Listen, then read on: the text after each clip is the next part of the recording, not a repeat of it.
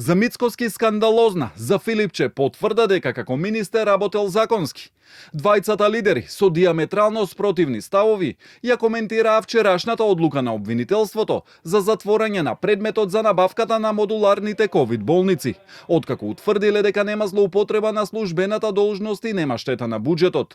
Лидерот на СДСМ побара и извинување од премиерот Мицкоски за, како што рече, 5-годишната кампања за ширење на лажни вести за пожарот во Тетово. Јасно кажа обвинителството, нема злоупотреба на службената должност, нема штета на буџетот и тоа го отсликува целокупното моje работење секаде. Дали на клиника, во интерес на пациентите, некорумпирано, така и во рамките на другите функции кои што сум ги имал. Затоа сега барам организираната криминална група ВМРО да се извини. Не мене да ми се извини, да се извини криминалната група и Христијан Мицкоски да се извини на семејствата на загинатите.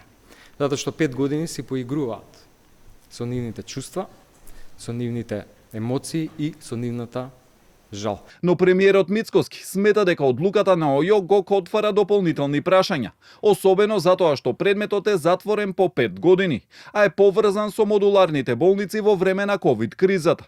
Мицкоски вели дека не станува збор за политичка амнестија и дека предметот повторно може да се отвори доколку се појават нови докази. Сакам да знае јавноста дека ова не е политичка амнестија од страна на тој обвинител кон поранешните негови наредбодавци, бидејќи секогаш може да се појават нови детали кои што се поврзани со овој процес и секогаш овој процес може повторно да стане актуелен и да практично пред јавноста се покрене од самиот почеток. Така што многу пати сум ги коментирал тие одлуки во рамките на нашиот правосуден систем.